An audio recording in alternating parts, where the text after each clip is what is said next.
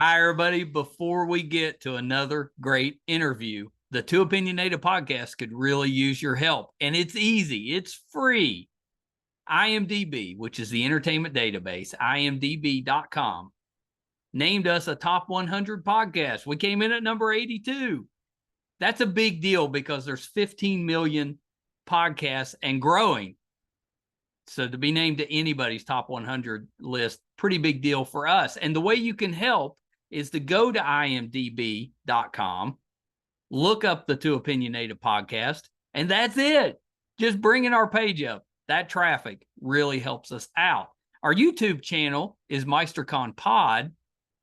All we ask is that you subscribe. It's also free, but that really helps us to attract these amazing guests that we keep bringing on the program. And that's it. Two easy ways for you to support us, and we would really appreciate the help. Now let's get to that interview. Hi, everybody. Welcome to another edition of Two Opinionated. I'm so excited today. I've got author, filmmaker, fellow West Virginian, Daniel Boyd with me. So welcome, Daniel. Thank you, Mike. It's great to be with you. We were talking off camera about you were from Martinsburg originally. I went to a state baseball tournament when I was, 14, 15 years old and played up at Martinsburg. And I got there, and the night before our tournament game, we were goofing around at the hotel, and I cut my knee. Oh, no. Pretty bad. Had to get stitches, and then I missed the state tournment. Oh, sorry, buddy. Yeah. But very fond memories of Martinsburg. Well, I graduated in 74 from Martinsburg High School, and it was a village when I left. Yeah. And I've been back, all those years with my parents before they passed. Not anymore. You're right. It's a megapolis, but my love and my home is still Martinsburg. I was just there with my friend there a couple of weeks ago doing a book thing. Yeah. And it's so nice to reconnect. And we got the same friends. People talk about not liking high school. I loved high school, and I still have the same friends. Yeah, me too. Mm-hmm. I've always talked about being blessed that way, and we met through my best friend Bill Woodrum. Yeah, he was my boss. Yeah, well, that's right. You guys met at State. Yeah. We met first day of kindergarten and have been running around for 50 years now, and all my friends are like that. Mm-hmm. If we've been friends for decades. Mm-hmm. Again, lucky us. Yeah, I think that's kind of a West. I know other people do that, but it's kind of a West Virginia thing. We make friends in childhood, and that's our friends. Buddy, I've worked around the world, and I will tell you, it's a West Virginia thing. Yeah, and it's a blessing. Mm-hmm. Because they're almost like family because they know every good and bad thing about you. So when you're around them, you can just be yourself. Yeah, you can't call your you-know-what on them. Right. That's right. Are we allowed to cuss on this show? Of course. And I'm not much of a cusser, but just in case it slips out. That's right. No, I don't want to get the new FCC on you. No. No, they're a little rougher than the old ones. Yeah, no kidding. Well, sir, so let's start this way. Give me a little bit of your background, what got you into writing, the entertainment business, all of that, because it's such a kind of a difficult profession to get into, but you have kind of a unique way of entering that. So talk a little bit about that. What got you started? Well, I'm not being arrogant, Mike, but that's a long piece of string. I grew up again outside of Martinsburg in Pikeside. Yeah. And I just fell in love with movies from day one. My parents would take me to the Apollo Theater Saturdays and leave me all day and all evening. And I befriended the projectionist there, Wally Chandler. He taught me how to run the projector. And that was all those old carbon arc projectors. Yeah. So I spent, but I never dreamed of being able to make movies, of where you just don't make those. And I just fell in love with stories. And then I thought that the greatest thing for me to do was become a DJ. and then my best friend in Martinburg, he's still there, Steve Hedges. He got me a gig as a DJ, and I sucked. No, I was That's not easy to do. Everybody thinks that'd be a great job. That's not easy. Well, and then I taught it for years, but it was so hard. And then when I went to WVU, I tried to get into broadcast journalism school, but I never learned to type. Yeah. So you're not going to get it. So I became the next best thing, a communications major. I took a film appreciation class there, and then I thought, okay, once I graduated from WVU, I went to work as a carpenter in Snowshoe, and then I realized, man, I'm not made out for labor, for hard labor. So I'm going to try to go back to school. And I thought, well, what would I like to do? And then I thought, well, maybe I could like work in a community college, audio visual. So it grew out of that. It grew out of my first gig was at Southern West Virginia Community College in Williamson. And if you look back over my work, probably 80%, at least 70% of what I did at that time is influenced by my time there in Mingo County. Now you're from St. Albans, so you're further north, but I was from Martinsburg. So I thought, well, I know West Virginia. I went to Mingo County. You don't know West Virginia. No, that's West Virginia. Yeah, that's West Virginia. Mingo, Logan County, that's West Virginia.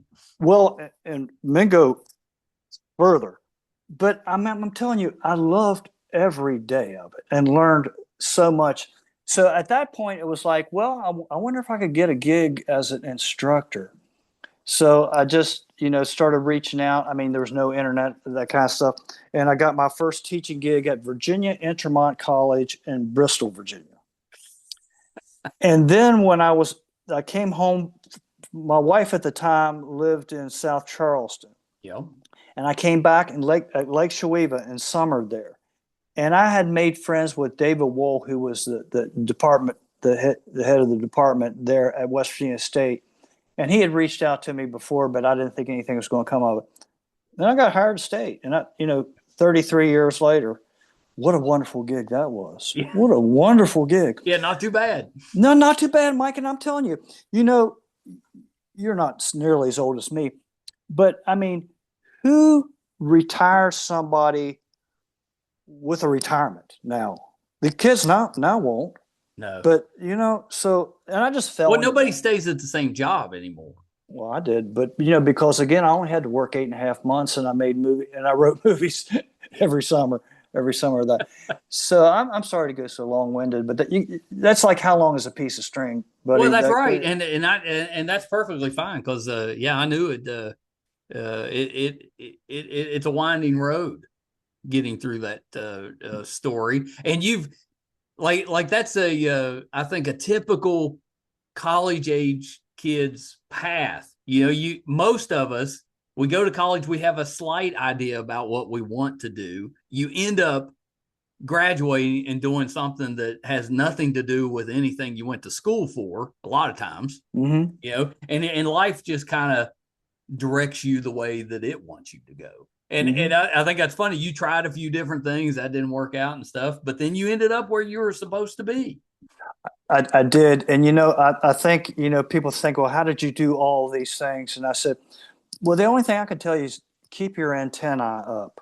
And I have been observant about things in my life. And as I aged, I went from horror to comedy, but again, horror. And then in one of my latest incarnations, children's books. Who would have thought that? And that's simply because what I'm telling you, looking out my yard here at my garden club, 14th year of my neighbor kids planting our sunflower garden. And that's what inspired the first book. And then I've done four of those. And then I'll just keep going here, Mike. If you cut me off. No, keep going. They're here to hear you. They see plenty of me. Well, I don't know. I enjoy you as well. But it was like, I made 30 some films and videos of that time. Yeah. And then it got to the point where, if they're not going to give me more money, honestly, the reason I stopped filmmaking is because I could not put my people through the ordeal again in low budget filmmaking. Yeah. But they would. I mean, well, yeah, because people love to do that type of thing, but it's hard work. And yeah, people don't realize there's no money there. There's no money, and it's hard, and and I just couldn't put them through it. So as I thought about it, it was like, well, do you really need to make movies? What do you like the most? Yeah. And I developed as a screenwriter. I taught that again for 34 years in different schools. Yeah. And really enjoyed that. And then it was like, well, what else can you do? So that's when I transitioned to the graphic novels. And it was like, that's why Carbon and Salt and started back with Chillers. And the reason for that was like, okay, that's the closest thing I have to screenwriting. That's right. And then that became too hard. I mean, for making those graphic novels, it's a year and a half. Oh, yeah. For all of them. It's like, man, I have got to become a prose style writer. Now, people think that's the same. It's not apples and oranges. It's not the same. So that's how I went to the children's books. Again, well, I told you what motivated that factor. And short stories with, I think he's going to be on your show, Bill Bittner, Death Falcon. Oh, yeah, he's coming on Friday. That's awesome, man. He's my buddy. He's the one that helped me transition into prose style writing. And then now with my first novella, God's Pool, again, I don't think I'm there yet, but I get better each, and that's how I'm motivated to transition like that. But buddy, it's people say, you're being opportunistic or what? No, I'm only being opportunistic about things that appeal to me. That's right. In my world. Well, you have to be opportunistic. It's tough to make it out there for all of us. Well, and it is at my age though. Opportunity, it's like I'm not rich, but I'm comfortable in our world. Where I live. So it's not about that. It's just like it's like bucket list, buddy. It's like, okay, I'm in my third act, so I've got things that I haven't finished. And most of the ones that we've talked about here were movies that I couldn't write or couldn't finance. So it's like, hey, I'm being able to work my way through this. Yeah.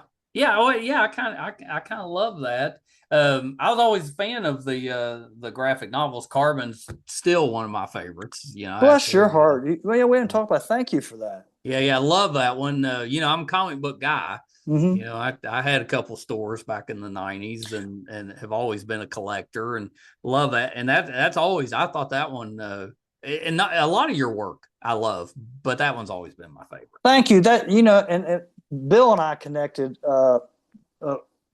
with his love of comic books. Yeah. So, yeah. Oh, we spent a lot of time together, just, laying around in the floor, trading comics back and forth and just reading.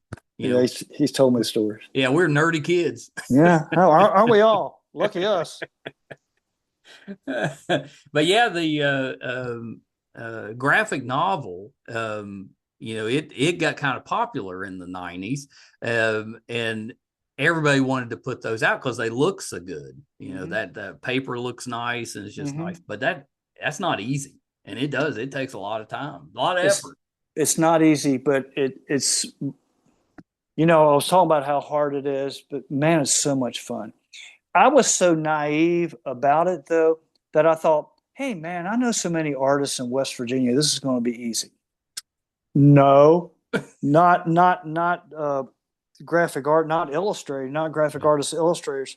And my good buddy, Jason Pell, who has Zombie Highway. You probably know his comics. Yeah, I know Jason. We've Bill and I, we've all worked together on the Chillers graphic novels that we did. But he was saying, man, you can't, you've got to go to people who do it. And I will tell you, of all the illustrators that I've worked with in the 4 graphic novels, maybe 5% of them are English speaking.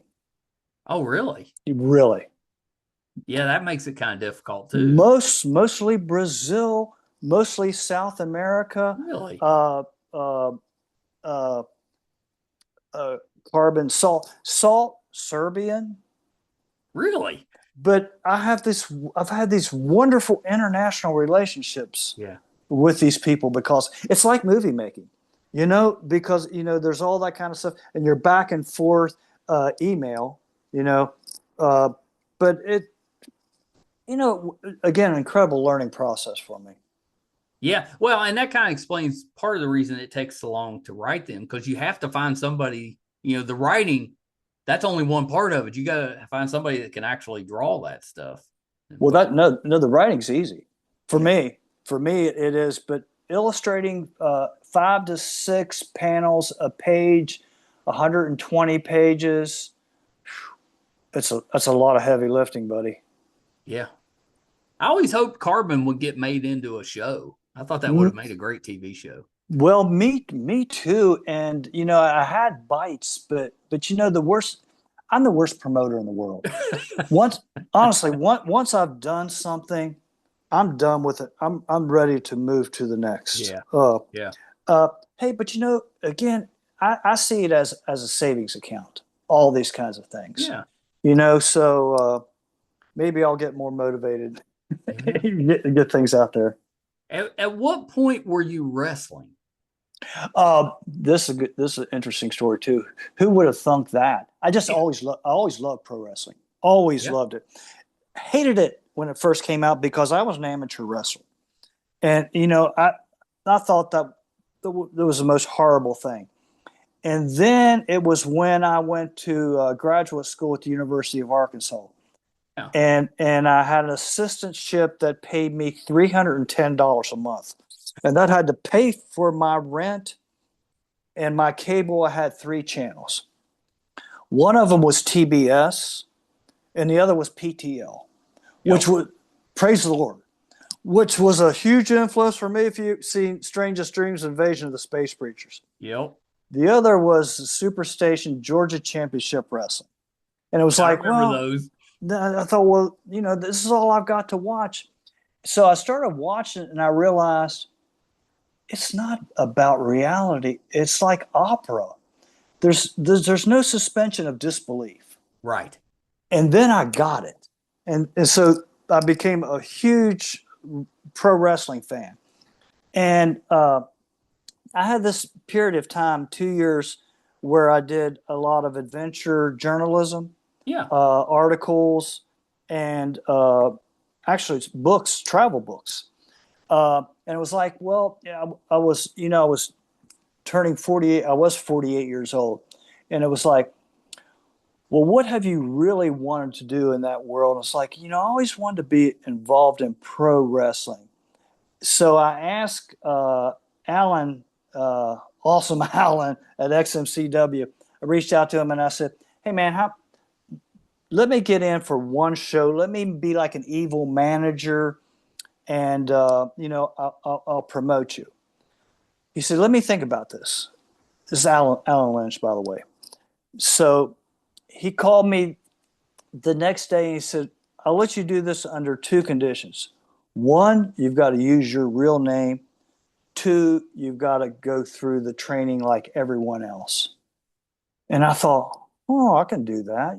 Again, I'm 48 years old. Kick my butt, buddy. But I went through it. I went through the month of that. The whole time Alan trained me, smartened me up. I thought I was smartened up, but I wasn't about the world. And the whole time we were doing that, I would come to their bi-monthly events there in Nitro. Did you ever go to them? Nitro? It was awesome. I remember those, yeah. They're big houses. So I would go, and we had it worked out where I would sit in the stands just as a mark. And he was playing his evil Mr. X, his evil gimmick. Yep. And he'd start like yelling at me from the ring, and I'm going, I'm like, why I don't even know you. And finally, we were building the program all the way to the point where he had the invitational thing where someone could come out, and I can't remember the specifics, but come out of the stands. And I was trained at the time, so I he kept yelling at me and forcing me, and finally it was like, I've got to do this. And I came in, and he taught me, he taught me enough moves, but he taught me a finisher. He just beat the hell out of me through the whole match. But he taught me one thing that I could be good at, and I did it and got the belt. The first match I was in. So I thought, okay, that's it for me. But then it's You're gonna like retire on top. But no, absolutely. But it's like what in Roddy Piper's book, pro wrestling was a sickness. And then I met Bill, Death Falcon Zero, and man, and then we hit it off. And so for me, like 10 years, 100 matches, 4 belts later, just telling you, it's like, did I do this? But it was awesome. It was a wonderful time for me. And it was time for me to end. That's for sure. Did you ever fight the Death Falcon? Only once. No, because we were tag team partners. Even when the few times I was babyface, good guy. Only once we were booked Lincoln County, Boone County, and a show in Boone County. Yeah. One of those boony shows, old school kind of things. And the booker, someone had dropped out of the card, and he said, I want to put you two together. And of course I was worried about, Bill said, no, we can do it. He said, well, I said, well, I'm going to be a good guy. And he said, no, you're going to be the bad guy. Bill's going to play the baby face.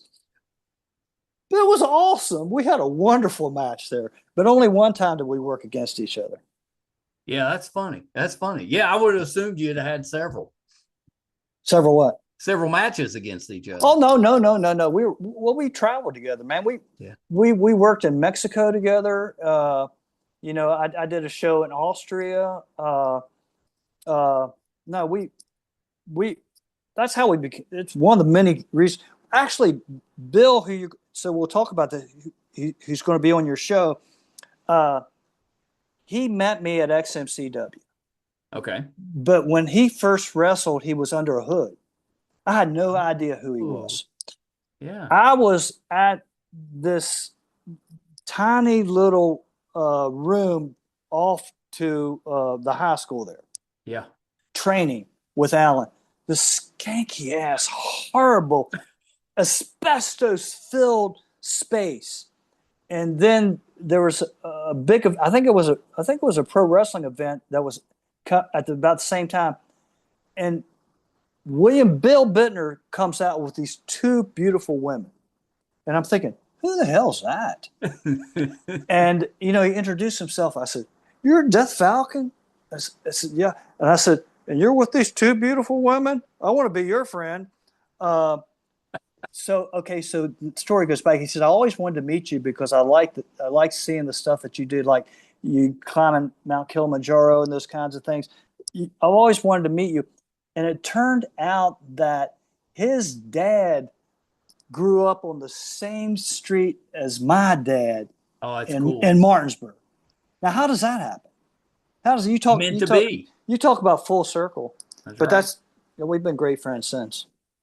I love that. Yeah. Well, I knew that he wrestled. I didn't realize that you also wrestled. Oh no, he was a star. Well, I should say is, but was. Yeah. We still have illusions of grandeur that we'll get back, but not really, not me. Maybe a tribute show called Tag Team AARP. Well, you come back and you're training. You got to train the next generation. That's the way that works. I could do that. I mean, it sticks with you. Yeah. That's so cool. I always enjoyed watching wrestling growing up. I was Wahoo McDaniel, absolutely, and that Ricky Steamboat and that. Dusty's my hero. I tried to get him in every one of my movies and finally got him in Paradise Park. He's a star in my movie Paradise Park. Oh, I know. What a wonderful guy. Yeah. Truly as good as you might imagine. Well, and his son's doing pretty well. Both of his sons, even Yeah. Gold Dust, he's still around it. I mean, he's still doing Yeah, I well. forgot about Gold Dust. Yeah, yeah. He started off as that wasn't his name. We saw him in Charleston when he first came. The Natural. No, it wasn't The Natural. It was Dustin Rhodes, something like that. But it was too close to the American Dream. So that's when Vince did the gimmick of Gold Dust. Yeah. Yeah, yeah. Well, I guess I guess that makes sense. I think I just stuck with the Natural, but okay. Mm-hmm. Yeah. Well, Gold Dust was fine too, though. All about money. And when I met Dusty, Dustin was doing the Gold Dust thing, and I was still kind of a mark, I guess, because I said, "What the hell is he doing?" And Dusty, without hesitating, said, "Making a lot of money." Yeah. I said, oh, "Okay, I get it. Yeah. Yeah. If you're making money, keep doing it. Mm-hmm. Mm-hmm. You mentioned the novella that you've is it out or is it coming out? It's been out for a month. Let me see that. Yeah. Tell me about that one. What's this one about? Well, this is, again, I'm sorry, another long story, but this was a movie that I couldn't get made. That I made. I wrote the treatment for God's Pool. Kind of a fantasy science fiction set in a small fictitious village, and David Selby was here, and we went to Sutton and saw all the places and scouted all of it. And like movies, it just didn't fall through, and it was one that stuck with me, and it was like, okay, well, this isn't going to happen, but I still had the treatment for it, and for some reason I'd started the book. My sickness is books, by the way, but I got a little bit of that. Yeah, it for me it is a sickness, but anyway, a good sickness. There are worse things for That's this, right. believe me. But I started Marquez's Nobel Prize literature winning book, 100 Years of Solitude. Yeah. And that was in the late 90s. And I was telling my buddy Steve Gillen, I said, man, it'll take me 100 years. It's going to take me 100 years to get through this. So I never got through the book. Then flash forward to me moving to Africa for a year in Tanzania. Wow. And I was talking to the American friend there. What made you move to Africa? I wrote a proposal for a Fulbright. Oh, right. Yeah, a Fulbright, which was tough to get.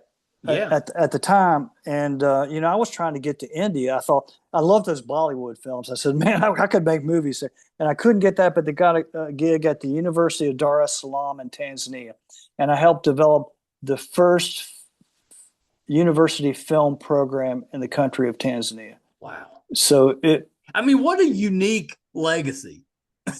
Well, again, man, that sounds like I'm bragging. I swear I'm not. It's antenna. It's being opportunist at the time.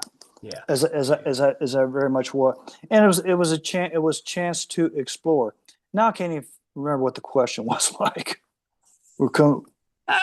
Does it matter? I was asking you about the book. Yeah. About the book. So when I got back to the U.S., I realized, okay, this friend of mine I was asking, what is magical realism they were talking about? And they explained it. And I thought, well, that makes sense to me. And I said, that sounds like the genre that could work for God's Pool. Yeah. So again, I came back and read the book and then got it. The ending just rocked me. And then again, in my progression of writing prose style, I thought, well, that will be my first novel, which turned out to be a novella. And I'm a research nerd, so I did even though it was, magical realism sounds like smarty pants kind of thing.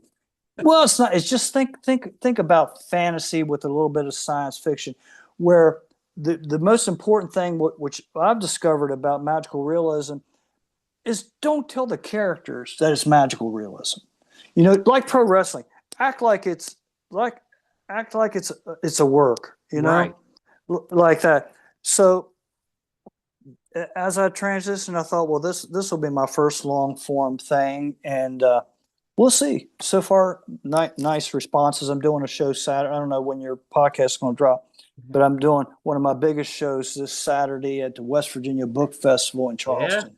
Yeah, Yeah. They do such a good job with that such a good festival. What a good gig, man. If you're only going to do one gig in our world, it's that show. Yeah. Yeah, I know. They always bring in really good authors. They always have connections to West Virginia, Mm-hmm. which is nice. I think they do a terrific job with their books. It's my favorite show. Yeah, And yeah, I'm booked with 2 publishers this year. That probably won't ever happen again. So it's really nice for me.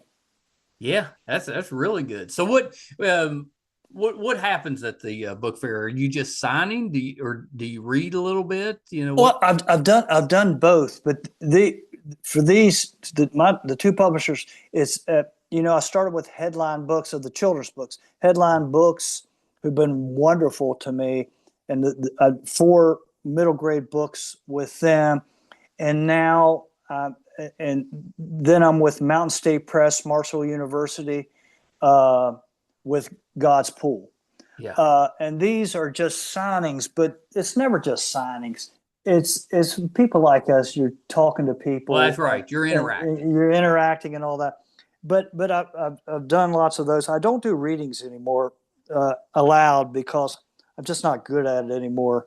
But there, it's really that's a really great show. Yeah. No, we normally go. My wife, she's real involved in the town of St. Albans, and they're having an event on Main Street Oh yeah. Saturday. So I'll be tied up with that. I just do what she tells me.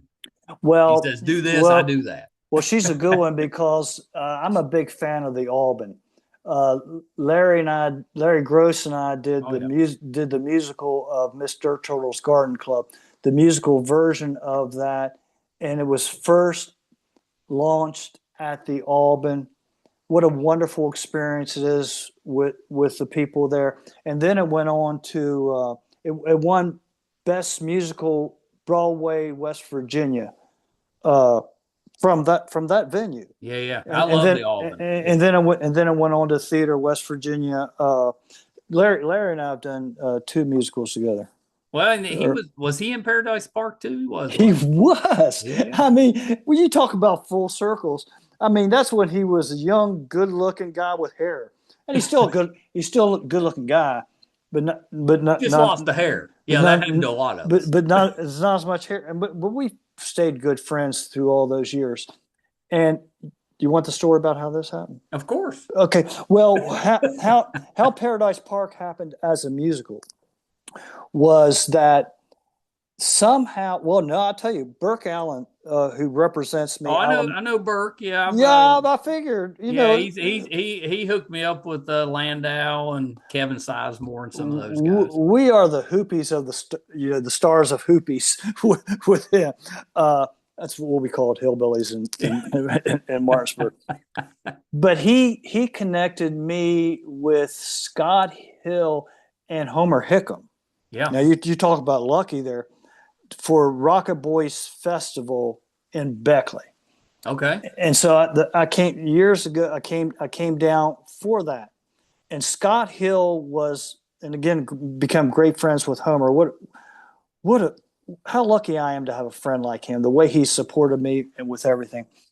But at that first event down there, Scott Hill came to me and says, "I really wanted to meet you because I wanted to tell you that Paradise Park is my favorite movie." And I said, "Oh, well, thank you. That really, it means a lot to me." And I said, Yeah. I've heard that from other people, but that means a lot to me.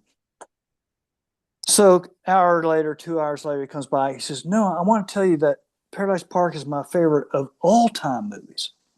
I said, "Well, again, thank you very much."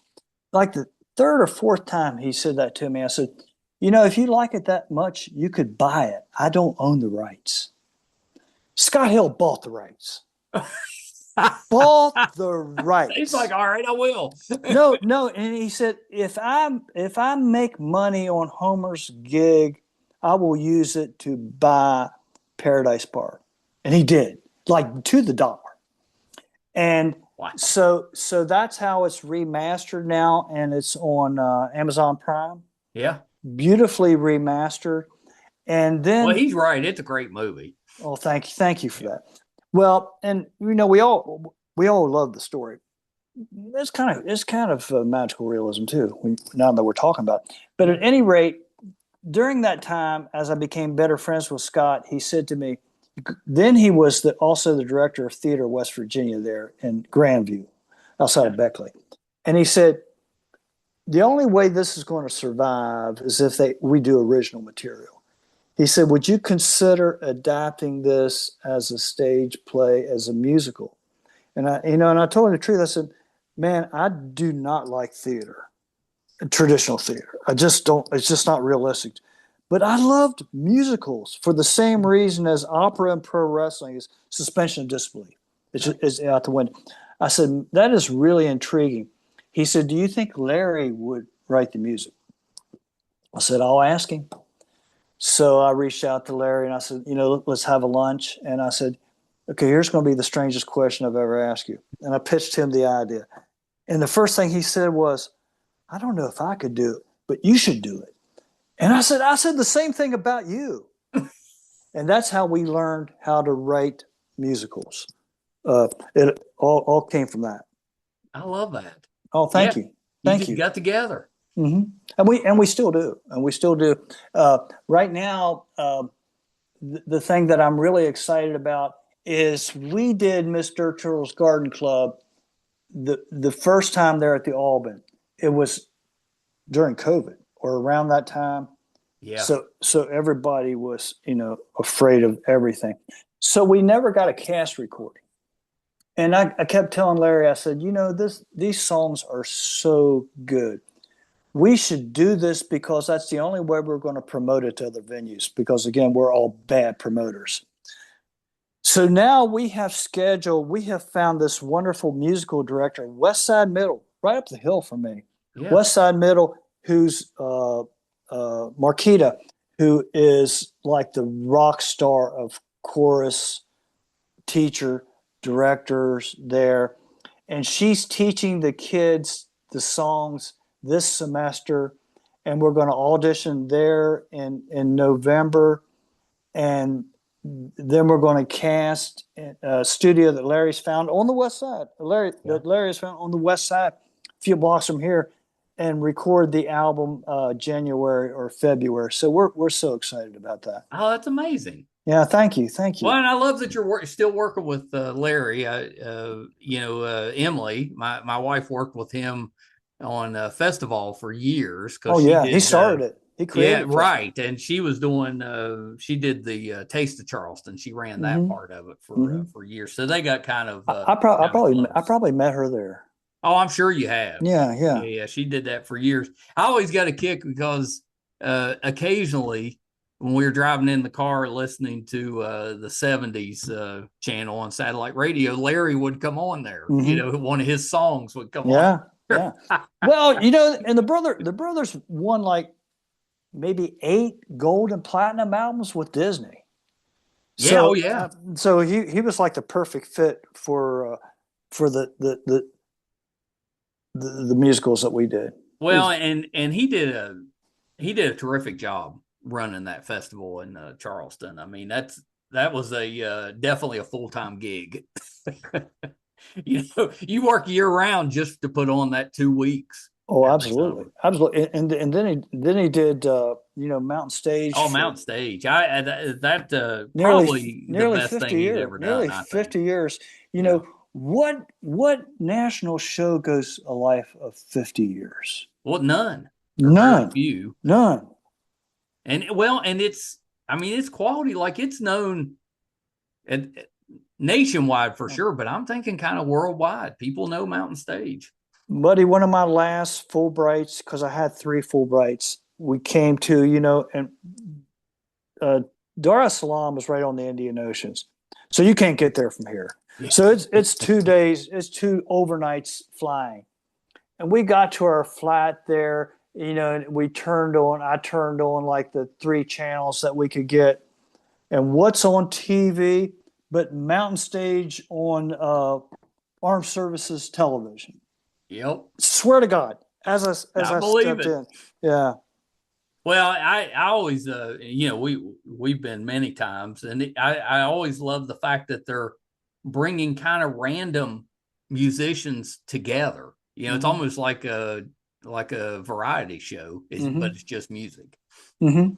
But I always kind of love that because it introduces you to different people that maybe you hadn't heard of, but they're always good.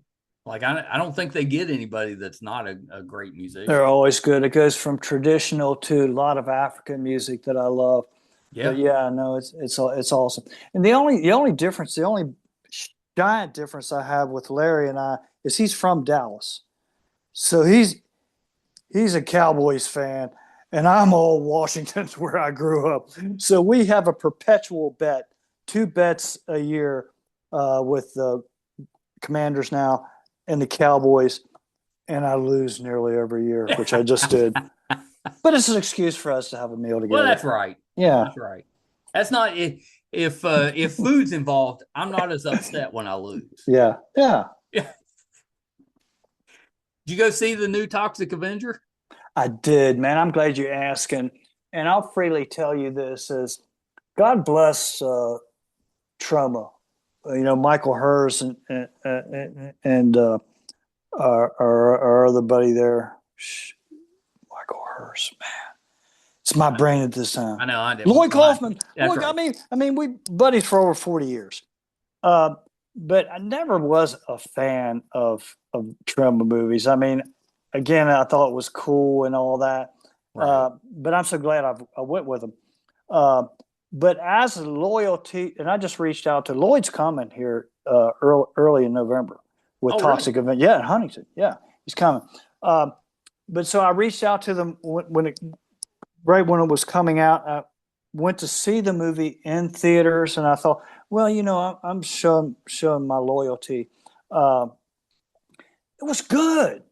Yeah, I've heard good things. I haven't seen it yet, but I've heard good things about it. Oh, trust me, it's really good. And I reached out to both of them, and they said, "We love you, Danny." And I said, "Oh," and seriously, it was really good. So good for them. You talk about reinventing. Can I tell you another story about this? About how I got together with Michael and Lloyd? Is my first movie, and you talk about good luck, was Chillers. Yes. A movie that we shot blind. Well, and I think it came out around the time I graduated in 88, and it came out around that time, didn't it? Came out in 88, October of 88. On the internet, it says 87, but everyone says that it's true if it's on the internet. No, it's not. I was there. It came out October 1988. So when, and it was, and that was the boom of home video. Yeah. That's when the mom and pop stores. So that's only 2 times in history where a low budget or no budget filmmaker could get international distribution from that time. Again, a wonderful window of time for me. And there were so many distributors during that time. I reached out to Troma, and I got a response from Michael Hurst, and I don't remember specifically what happened, but that's what I remember. And he said, thank you, but not interested. And so I went with this company, Radon Entertainment, was a new emerging, and I got the best deal. And Mike, you'll love this story. I sold the movie to them with the music video of Michael Lipton's song Chillers that he wrote for the song, and we shot a music video with clips from we hadn't even edited the movie, but from clips from the movie, and that's how I sold the movie. Oh, that's cool. And that's how I did the deal. So I was so lucky that my first movie was a hit movie.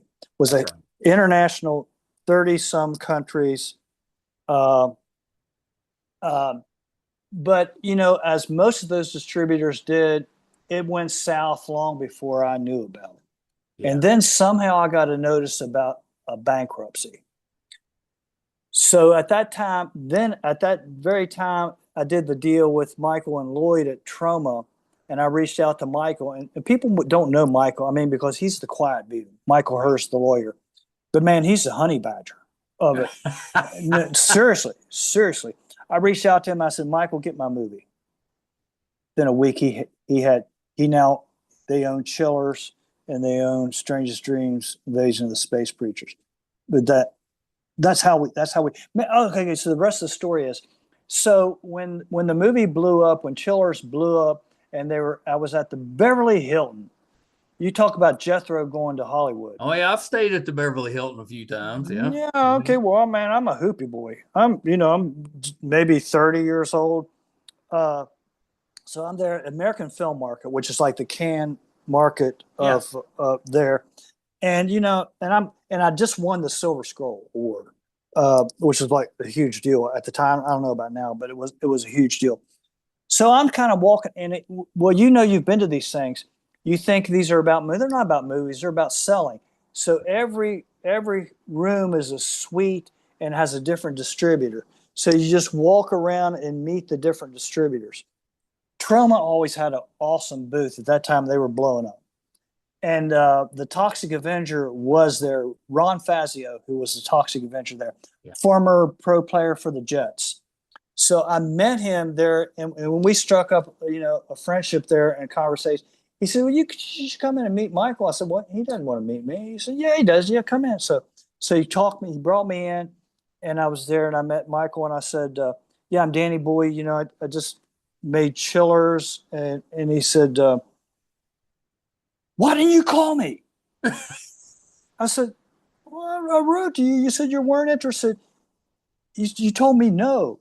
He said, "Danny, no doesn't mean no." That's right. I said, "Buddy, I'm from West Virginia. No means no." And we've been great friends since. And of all this, if I've already said this, I'll repeat it. Of all of these 30 plus distributors, they're the only ones left.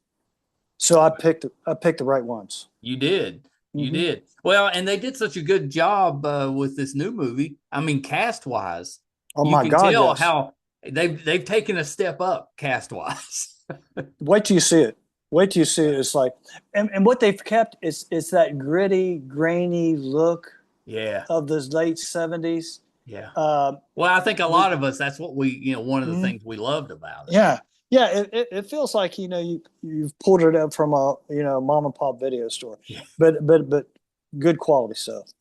Yeah, that's awesome. Well, that's good. I'm glad I asked because I was wondering if you made it out to see it. I at this point, I guess I'm waiting for it to, to come across my screen and I'll watch it then. But yeah, you'll be surprised.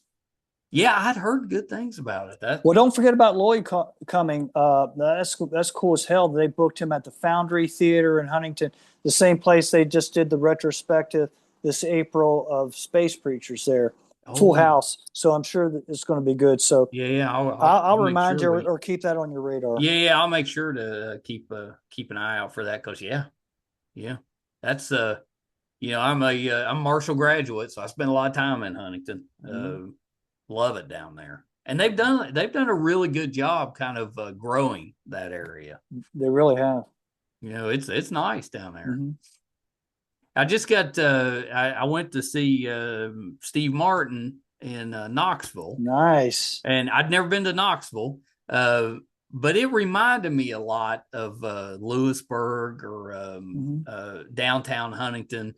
Where they've got that it's kind of an artsy area that's got shops and restaurants, and I really enjoyed Knoxville. I've been to several cities in Tennessee before, and they were fine, but I actually enjoyed Knoxville.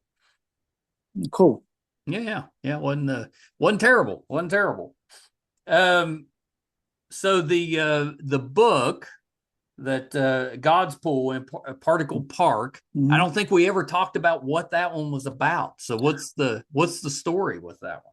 Well, I was trying to circle around that so you wouldn't ask me specifically because Well, you don't have to tell me. no, don't mind telling you. It's just hard to explain. It's like, it's a love story within a love story with a particle clock ticking.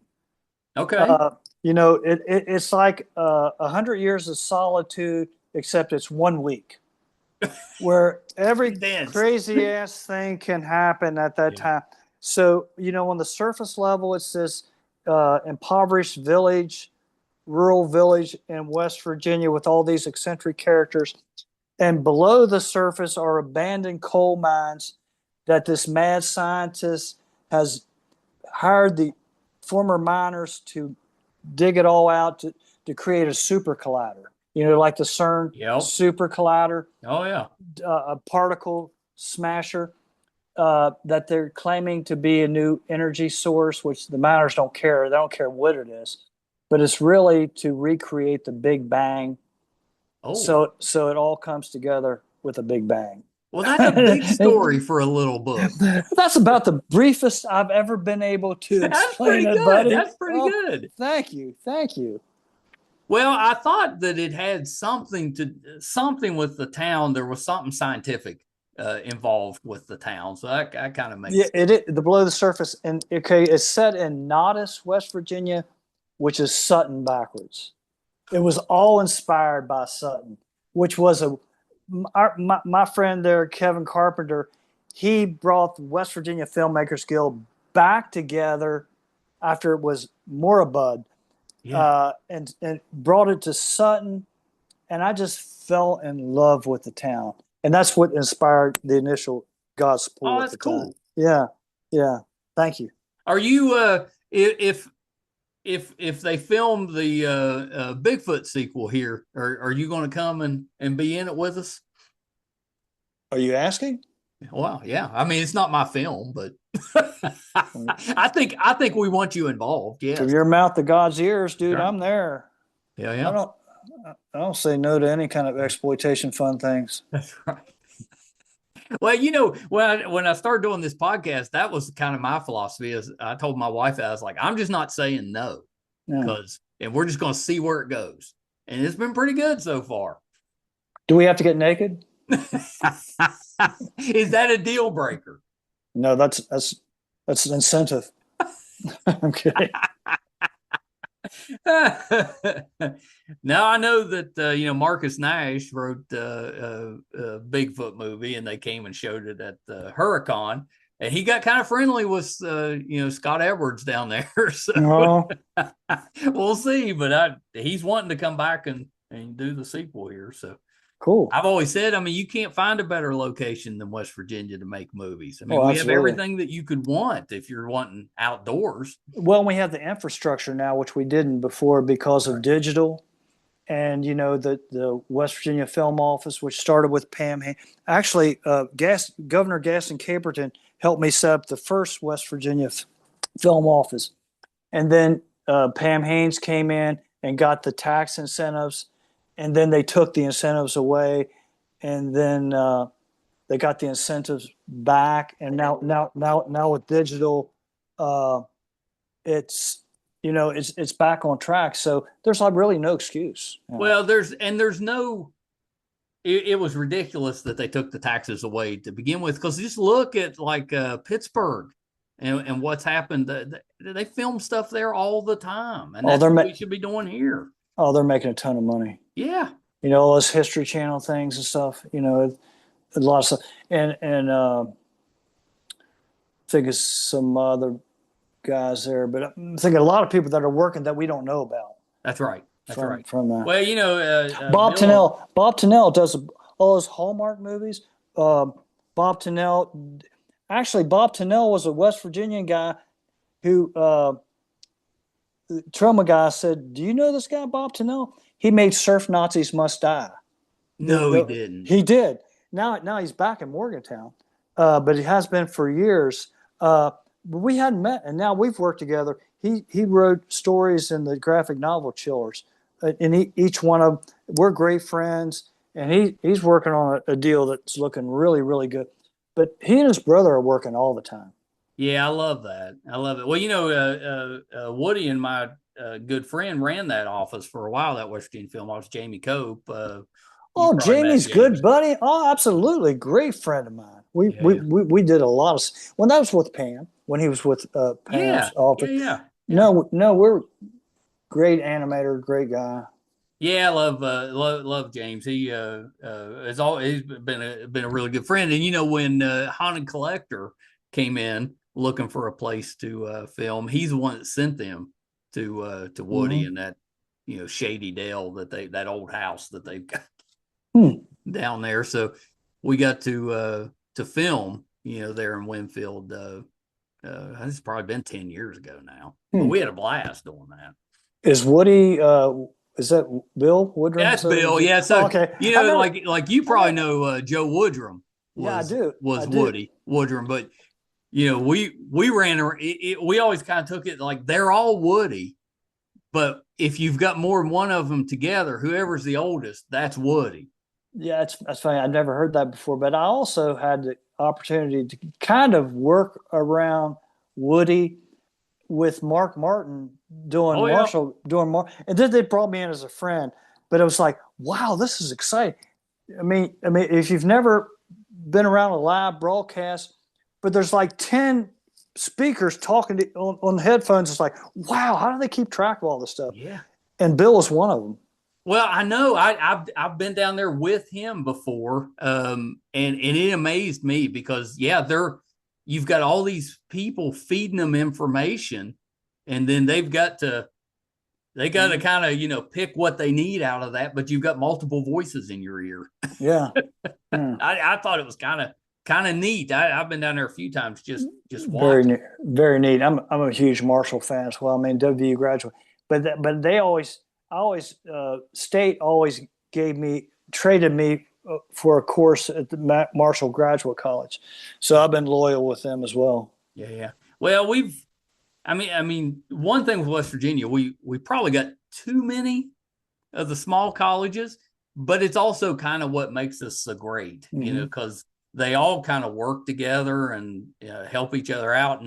And when I was growing up, that West Virginia Conference tournament was a big deal. Absolutely. They had good ball players. They'd all come to the Civic Center there in Charleston to play.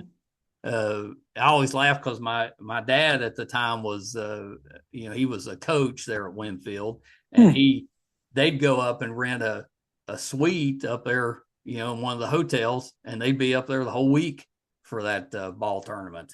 They play poker at night and then spend the day at the tournament. Oh, I went many years. Yeah, me too. I always enjoyed that. Initially it was because I was getting out of school. As I got older, I got into the basketball. Always good basketball. Then. Yeah. No, I always enjoyed that. Well, Danny, thank you so much for taking a little bit of time. This has been terrific. Been looking forward to this one. That's a lot of time, man. And thank you for that. I really appreciate this. Can I suggest a guest for you? Yes, please. I just came to a tribute for Jacob Young, Dancing Outlaw. Yeah. You know what I'm talking about? I do. Yeah. It was a wonderful thing, and I'll forward the video that they made for him. But you might want to think of Jacob too, and I can connect you. But again, I'm sorry, I put you on the spot there. But I absolutely, like I told you, I don't say no. And local podcast, I love getting West Virginia people on here because it's not like I'm in New York or LA. It feels like it, man. I've watched a bunch of your shows. It sure feels like it. Well, I appreciate that. I'm sorry to have put you. I should have done that. Absolutely. Please connect me. But I'll tell you, he's having a resurgence now, and I'll send you the. Well, he was so popular when back I don't know, 80s, 90s. Yeah, he was a big deal. Different drummer series, BBC, all of that. But yeah. I'm telling you, you would love it, and he would love it. Well, please connect us. Yeah, absolutely, absolutely. Well, and you got to come back too, Danny. We got to make this like a trilogy or something. Please. Well, okay. So a couple things before we wrap up. So we've got the book fair this weekend. You've got the novella that's been out for about a month. Anything else you're working on that we can kind of keep an eye out for? The Mountain State Press, Marshall University, they're booking local stores for me now. I guess they're waiting for this show. And the next thing I have is the first week of December back in Martinsburg with Bank Books, and one of my favorite comic shops, Four Color Comics in Winchester. Oh, I know Four Color Comics. Yeah, they're wonderful. They're wonderful. Group. So, and those things are booked, and some others will come in between. But thanks for having me, buddy. I really appreciate this. Oh, you're so welcome. Yeah, I always, I've been a fan of yours since high school. So this was a big deal for me. Where can if we're interested, we want to purchase some books. We want to check out what you're doing. Where can we find you on social media? It's easy. I've had the same digits for everything. DanielBoyd@yahoo.com. Yep. Is my email. My website it used to be danielboyd.com, but somehow it went out of business. I don't know, but so it's now danielboyd.net. And just about everything I have is on Amazon. Or any of the usual suspects, but if you're in arm's reach of me, just reach out and I'll sell you a book. Well, I love the fact that you're very supportive of West Virginia, and if something's going on, you're very happy to come and join it. And we all had to be. And that's why I did Huracan. It was the same thing. You know what? These people have been good to me. I'm going to be good to them. Yeah. Well, that's why I helped them out. I'm like, I want them to succeed. We need stuff like that. Absolutely. Yeah. And I thought they did a pretty good job. I mean, obviously room for improvement, but for a first year, I thought they did all right. I thought so too. Bill and I had a blast, and we did good. So yeah. Yeah. Well, good. That's great. That's great. Yeah. Okay. Hold on one second. I'm so happy to have got to talk with Daniel Boyd. In West Virginia, listen, he's well known everywhere, but he's a legend here in West Virginia. I mean, I have been aware of him for 30 years, that's not right, 40 years, if you can believe that. Huge fan of Chillers, loved Paradise Park. That's a toss-up. One of those two is my favorite, but loved both of those. Strangest Dreams was terrific as well. And then Carbon, I mentioned one of my favorite comics ever. I absolutely love that one. And it always seemed like that one should have been made into a TV show. The comparison's not apples to apples, but it's got a little bit. There was a sci-fi show a few years back called Eureka, where it was a town of scientists. It has a little bit of similarities to that. I'm not saying that it's not apples to apples, but a little bit of similarities to that. I always just thought Carbon would make such a terrific show. Still do. If anybody's listening, should try that out. Same people that made Winona Earp with Bo Smith, for Sci-Fi Network. I got another one for you right here, Carbon. Check that one out. Salt's really good too. Really enjoyed that one as well. If you're a Daniel Boyd fan or a Trauma fan, you definitely need to be checking out some of Danny's books, because he's a terrific children's writer, terrific adult writer, and I love the stories of him looking to improve, to become a better writer. It's been kind of a lifelong journey for him, and I love that. And I love the fact that he's so connected with the entertainment scene in West Virginia. He knows everybody, and I've been lucky enough. I know those people too, and most of them I met through Emily. My wife is so involved with the festival music artistic community within West Virginia, and she'd introduced me to most of those people years before we started podcasting, and those connections have come in very handy. So yeah, thank you to Emily. Those of you that are finding us for the first time, I am thrilled to death that you are here. We're a local small town. And when I say small town, I mean small town father and son team in West Virginia interviewing celebrities. It's not easy. Now, listen, it's fun.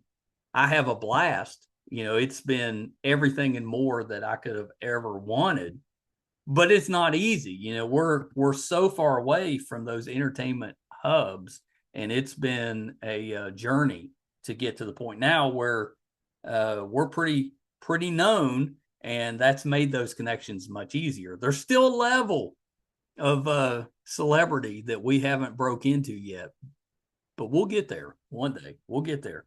Jennifer Garner, coming for you. You're number one on our bucket list. So if anybody watching this, get a hold of Danny or get a hold of me if you have any connections with Jennifer, because we've been chasing after her for, well, since we started, so 6.5 years or so. If you're finding us for the first time, our YouTube channel is MeisterCon Pod. Please subscribe. It's free. It really does help us to continue to bring these terrific guests. If you're, well, I lost my train of thought, but our website is meistercon.com. You can find over 1,000 episodes, audio and video versions. If we're doing something in studio, if we're going on location, maybe we're going down to Huntington to see some of the Troma guys. If we're covering a convention like Hurricane, it'll be on the website, meistercon.com. So please check us out there. I love this one. Such a fan of Danny's. I just thrilled to death that he came on the show, and we've got his buddy Williams coming on in a couple of days. I'm pretty psyched about that one too. Thank you guys so much. I'm going to shut up. Till next time. Bye, everybody.